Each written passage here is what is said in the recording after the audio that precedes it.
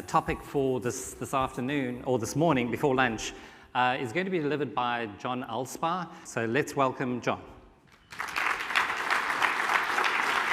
Thanks a lot, everybody. I'm really excited to be here. That was a great talk by Ray, and he certainly gave a picture of the future. I'm just going to throw out the idea that even in that beautiful future, there will still be on-call rotations. So it looks like my presenter notes are a little bit weird. There we go. That'll work. Talks in the morning of conferences, you either have to be inspirational or thought-provoking. This is likely to be thought-provoking. At least that's my intent. So before we get started, I want to get a sort of a shape of the room. Raise your hand if you're on call right now. Okay. So if you just bolt up and have to get out of the room, don't worry. I'm not going to get unglued about it. I've been there. Good luck. 2 more questions.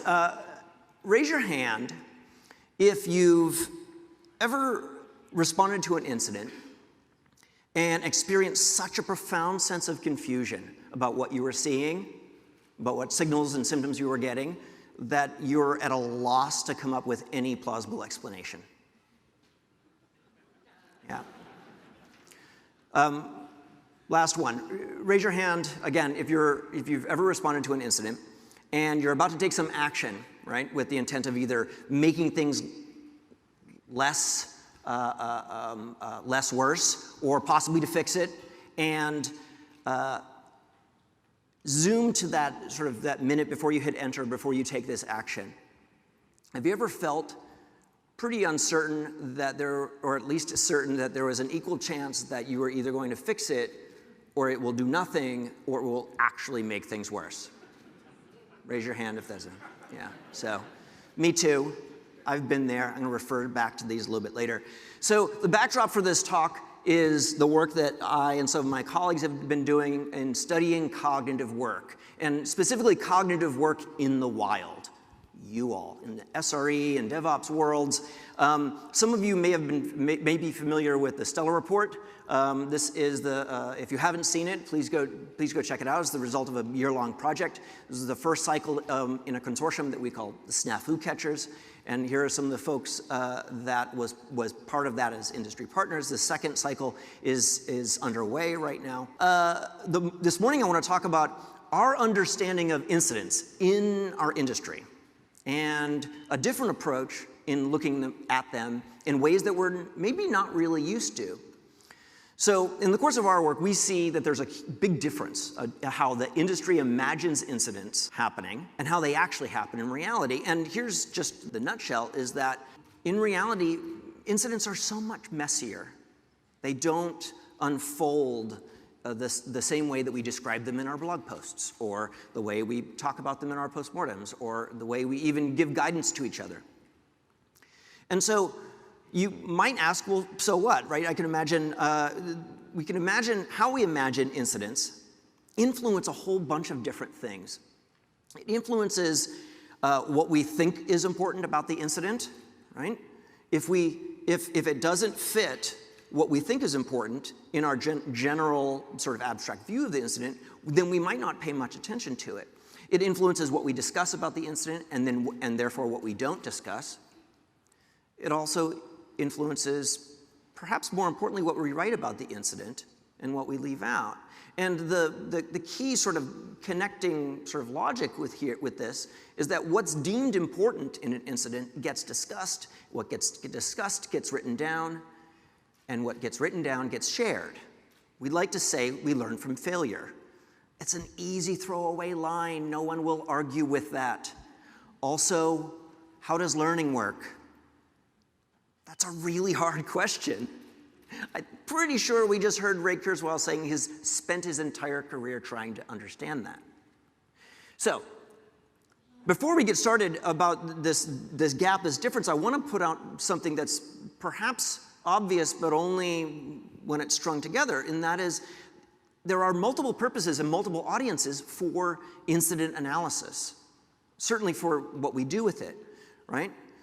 Maybe we do postmortems because they're effectively due diligence demonstrations, right, for management, because we need to show them that we're doing something. Maybe it's to show good faith, to build trust or transparency in like a public blog post, right, with new customers. This is also very reasonable.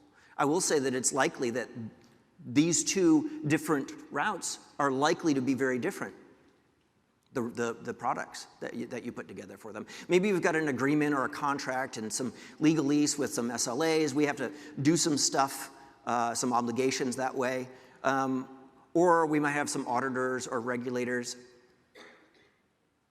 Or maybe we're doing incident analysis so that people in your organization, maybe not even just engineers, but people in your company have a better understanding, maybe a richer, deeper understanding of the incident and what its sources of creation are and its handling and all of that sort of thing.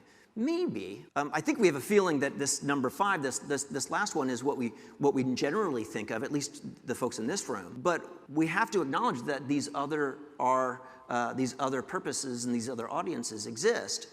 I will tell you this, that not all of these are aimed at generating new and better understandings of your systems, right? Some are not concerned at all about learning.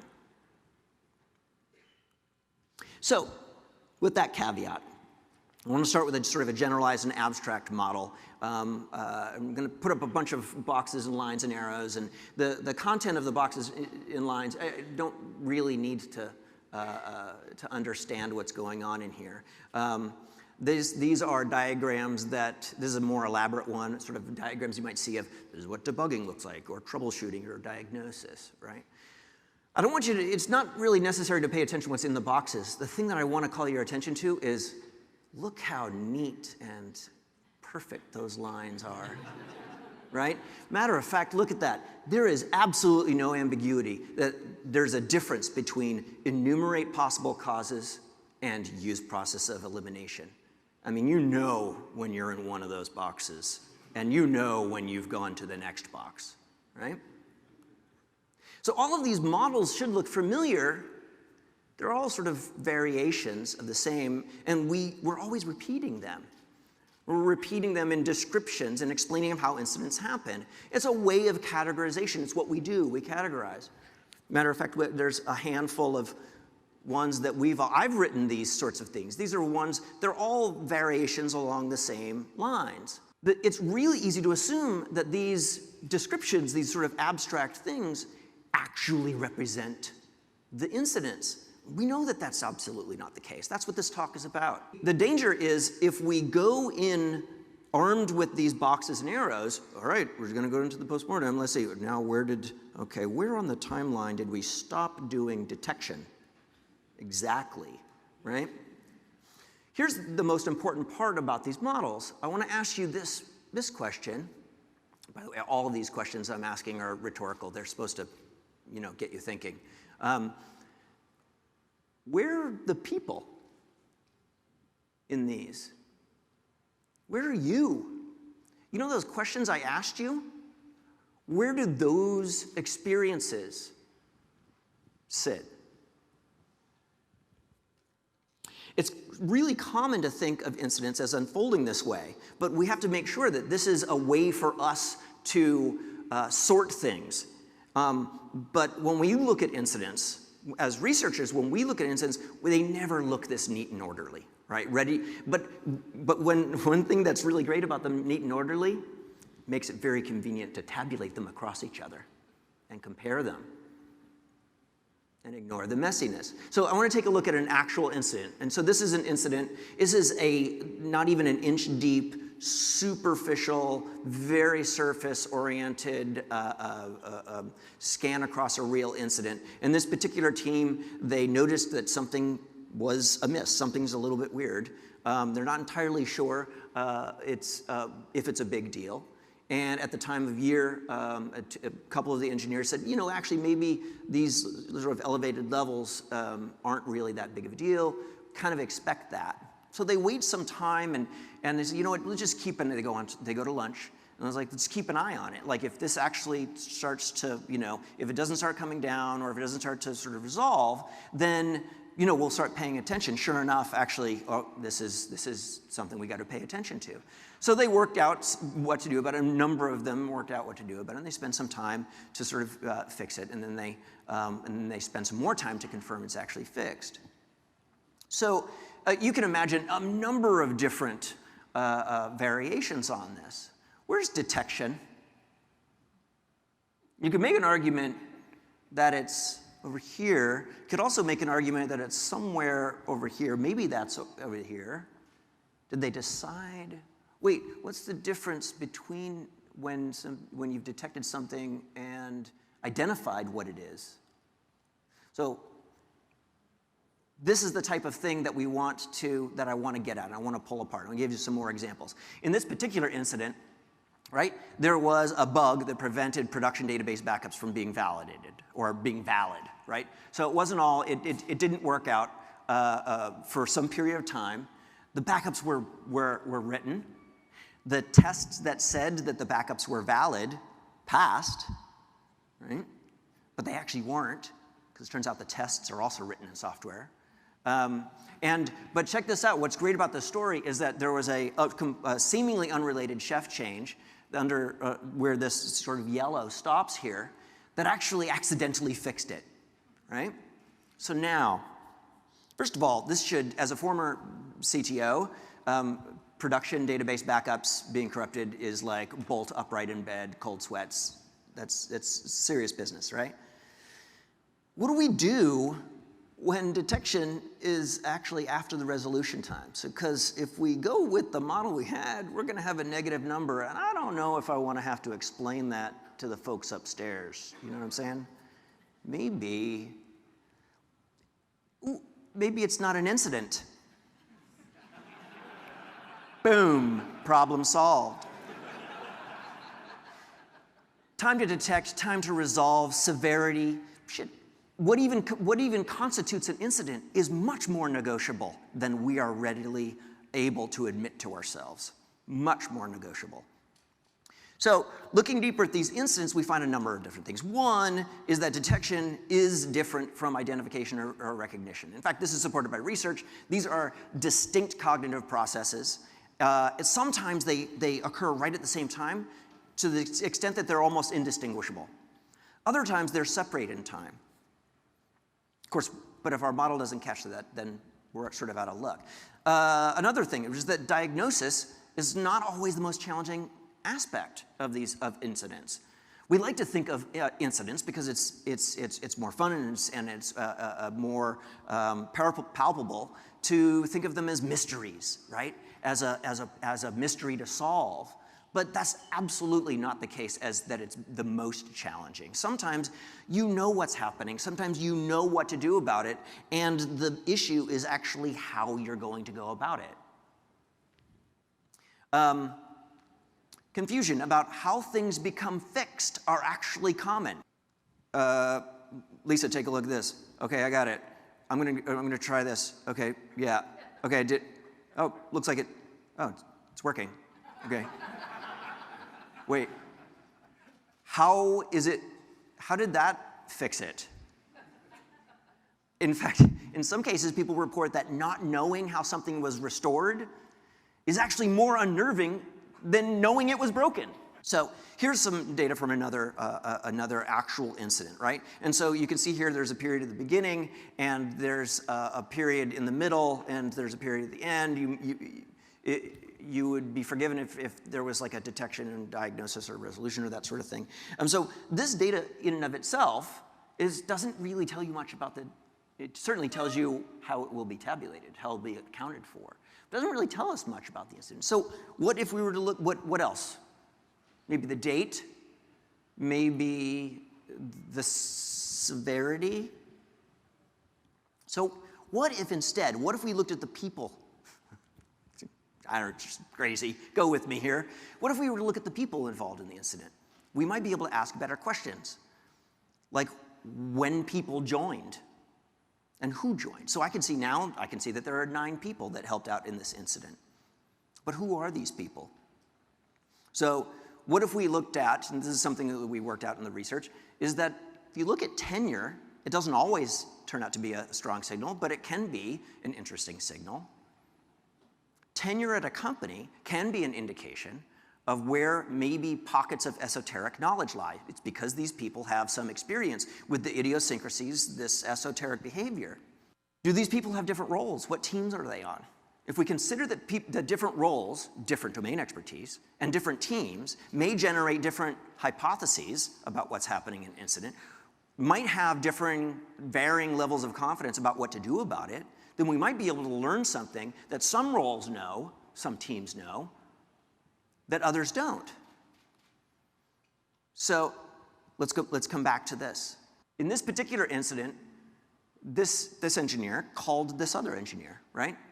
Now, this is just behavioral data. They called them. Now, if we investigate this, we might want to know what expertise does this engineer know that this engineer has that other people don't know, and know that it was needed. These two engineers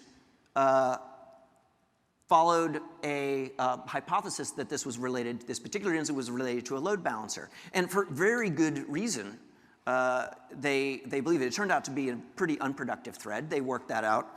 But in the meantime, that meant that their attention was not available for other things. In this other case, this particular engineer, this is why I love this case so much, this particular engineer started getting alerts. It turned out that actually those alerts had nothing to do with the original incident. But she had to work out whether that, and it turns out it was a new alert whose sort of criteria hadn't really been tuned. Turned out that it wasn't, but it still meant that she had to give attention and sort of focus to that. At one point, the DBA starts to feel pretty pessimistic. The incident had gone on, sort of pessimistic about what is sort of to come, and starts prepping some data repair, writing some scripts, making sure that some backups were in place. Did not end up needing it, which is great, but they were otherwise engaged there. Interestingly enough, the engineer with the most familiarity with this particular part of the stack was at a conference. And the Wi-Fi at the conference made it such that effectively they weren't able to even sort of engage very much. They were able to get some sort of staccato-like guidance in the dialogue. The most productive line of activity that produced both the actions that helped restore the service as well as prevented it from spreading while the fix was in play did not come from some magical eureka moment of one engineer. It was the result of two engineers on the same team and another engineer. It was about a building and refining of a hypothesis and sharing some observations amongst each other. I want to zoom in on this a little bit here. So, sort of taken from the Stellar report, when an incident happens and an organization or a team needs to bring in additional resources, additional attention, additional expertise, right? The people who are bringing others in face a trade-off, face this sort of kind of a quandary, right? And this trade-off is that between effort needed to bring people up to speed about what's happening and what needs to be done, or at least what is the current directions, and spending time in the diagnosis. No incident response framework this is a fundamental trade-off. No special response framework can rid you of this trade-off.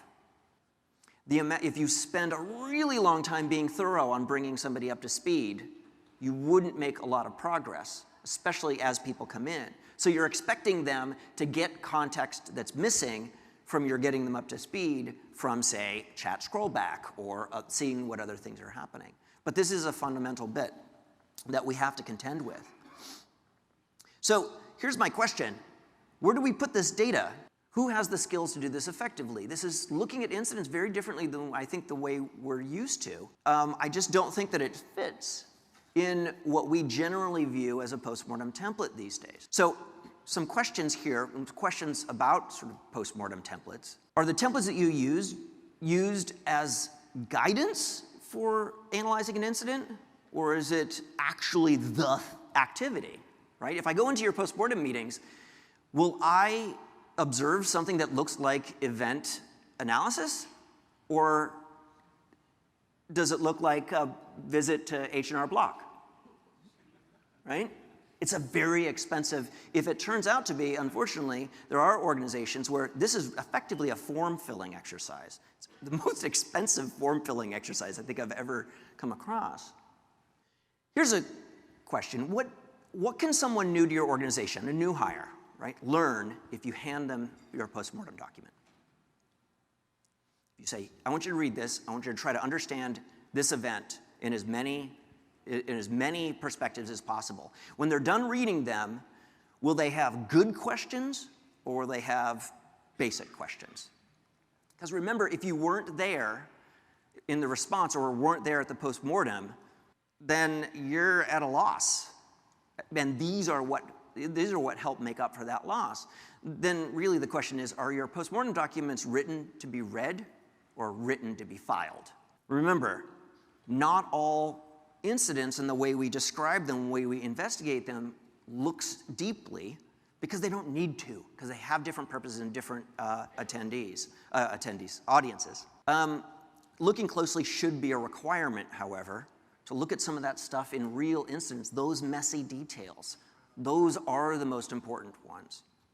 So, fine. At this point you say, imagine a world where you say, all right, John, I get it. Like, you've convinced me, right? But what are you going to do? So there's good news and some bad news with what to do. The bad news is that there's absolutely no scenario where I give you a simple, easy to follow prescriptive guidance for what is effective